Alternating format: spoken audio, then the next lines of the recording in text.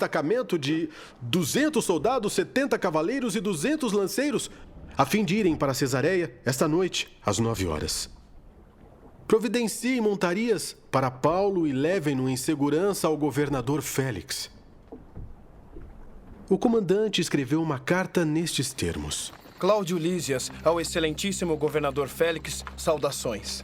Este homem foi preso pelos judeus que estavam prestes a matá-lo, quando eu, chegando com minhas tropas, o resgatei, pois soube que ele é cidadão romano.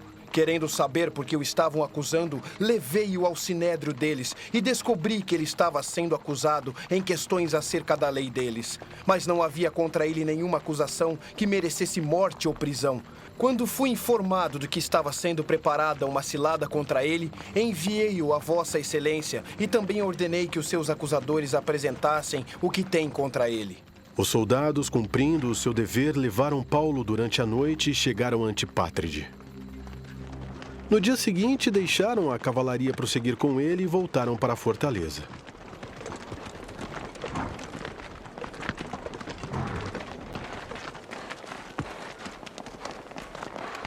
Quando a cavalaria chegou a Cesareia, deu a carta ao governador e lhe entregou Paulo.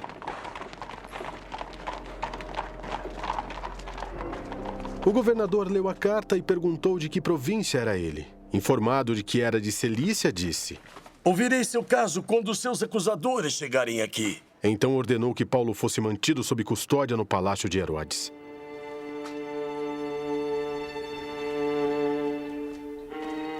Cinco dias depois, o sumo sacerdote Ananias desceu a Cesareia com alguns dos líderes dos judeus e um advogado chamado Tértulo, os quais apresentaram ao governador suas acusações contra Paulo.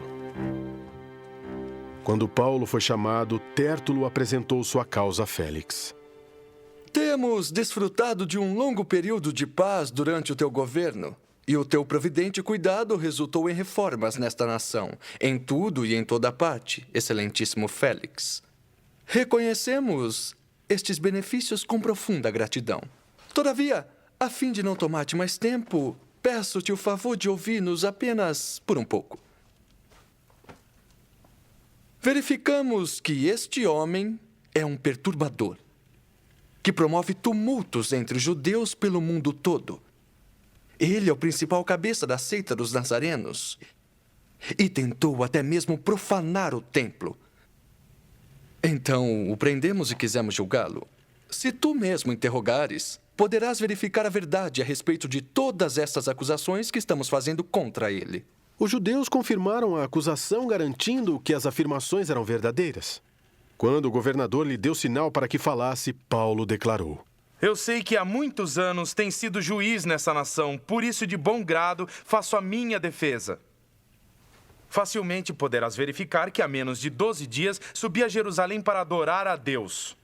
Meus acusadores não me encontraram discutindo com ninguém no templo, nem incitando uma multidão nas sinagogas ou em qualquer outro lugar da cidade. Nem, tampouco podem provar-te as acusações que agora estão levantando contra mim. Confesso-te, porém, que adoro o Deus dos nossos antepassados, como seguidor do caminho a que chamam seita. Eu acredito em tudo o que concorda com a lei e no que está escrito nos profetas, e tenho em Deus a mesma esperança desses homens, de que haverá a ressurreição tanto de justos como de injustos.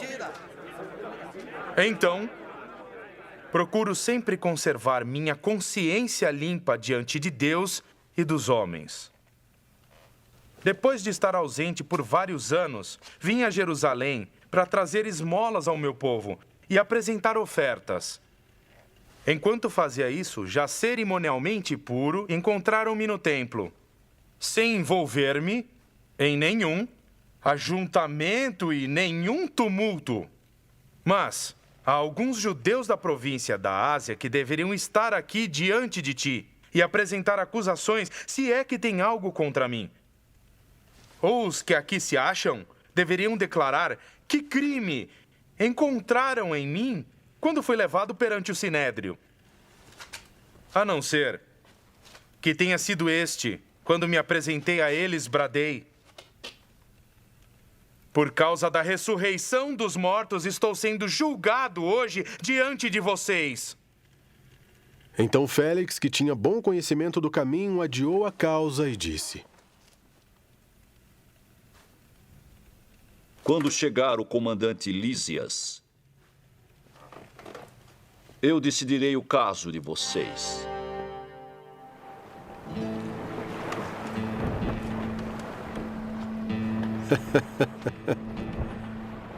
E ordenou ao centurião que mantivesse Paulo sob custódia, mas que lhe desse certa liberdade e permitisse que os seus amigos o servissem. Vários dias depois, Félix veio com Drusila, sua mulher, que era judia. Mandou chamar Paulo e o ouviu falar sobre a fé em Cristo Jesus. Quando Paulo se pôs a discorrer acerca da justiça, do domínio próprio e do juízo vindouro, Félix teve medo e disse: Basta por enquanto, pode sair. Quando achar conveniente, mandarei chamá-lo de novo. Ao mesmo tempo, esperava que Paulo lhe oferecesse algum dinheiro, pelo que mandava buscá-lo frequentemente e conversava com ele. Passados 2 anos, Félix foi sucedido por Pórcio Festo. Todavia, porque desejava manter a simpatia dos judeus, Félix deixou Paulo na prisão. 3 dias depois de chegar à província, Festo subiu de Cesareia para Jerusalém, onde os chefes dos sacerdotes e os judeus mais importantes compareceram diante dele, apresentando as acusações contra Paulo. Pediram a Festo o favor de transferir Paulo para Jerusalém contra os interesses do próprio Paulo, pois estavam preparando uma emboscada para matá-lo no caminho. Festo respondeu: Paulo está preso em Cesareia, e eu mesmo vou para lá em breve. Desçam comigo alguns dos seus líderes e apresentem ali as acusações que têm contra esse homem, se realmente ele fez algo de errado. Tendo passado com eles 8 a 10 dias, desceu para Cesareia e no dia seguinte convocou o tribunal e ordenou que Paulo fosse trazido perante ele. Quando Paulo apareceu, os judeus que tinham chegado de Jerusalém se aglomeraram ao seu redor, fazendo contra ele muitas e graves acusações que não podiam provar. Então Paulo fez sua defesa. Eu nada fiz de errado contra a lei dos judeus, contra o templo ou contra César.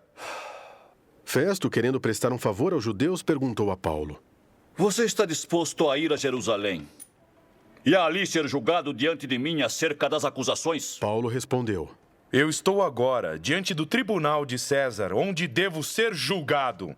Não fiz nenhum mal aos judeus. Como bem sabes, se, de fato, sou culpado de ter feito algo que mereça a pena de morte, não me recuso a morrer, mas se as acusações feitas contra mim por esses judeus não são verdadeiras, ninguém tem o direito de me entregar a eles. Apelo para César. Depois de ter consultado seus conselheiros, Festo declarou: Você apelou para César, e para César irá.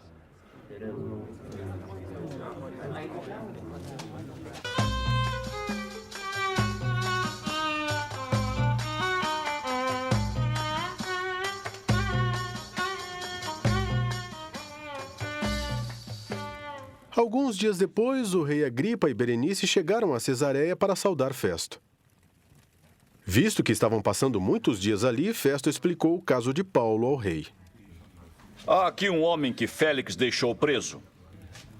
Quando fui a Jerusalém, o chefe dos sacerdotes e os líderes dos judeus fizeram acusações contra ele, pedindo que fosse condenado. Eu lhes disse que não é costume romano condenar ninguém antes que ele se defronte pessoalmente com seus acusadores e tenha a oportunidade de se defender das acusações que lhe fazem. Vindo eles comigo para cá, não retardei o caso. Convoquei o tribunal no dia seguinte e ordenei que o homem fosse apresentado. Quando seus acusadores se levantaram para falar, não o acusaram de nenhum dos crimes que eu esperava. Pelo contrário, tinham alguns pontos de divergência com ele acerca de sua própria religião e de um certo Jesus já morto, o qual Paulo insiste que está vivo.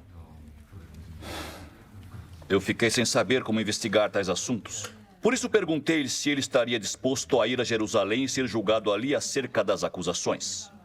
Apelando Paulo para que fosse guardado até a decisão do imperador, ordenei que ficasse sob custódia até que eu pudesse enviá-lo a César.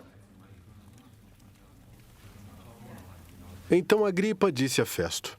Festo, eu também gostaria de ouvir esse homem. Ele respondeu. Amanhã o ouvirás.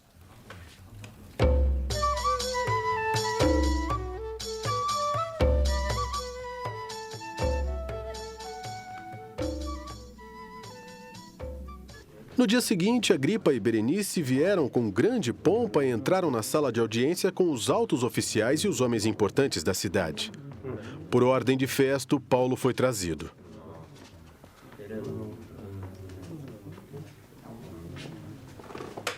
Então Festo disse: Ó rei Agripa, e todos os senhores aqui presentes conosco, vejam este homem. Toda a comunidade judaica me fez petições a respeito dele, em Jerusalém e aqui em Cesareia, gritando que ele não deveria mais viver. Mas verifiquei que ele nada fez que mereça a pena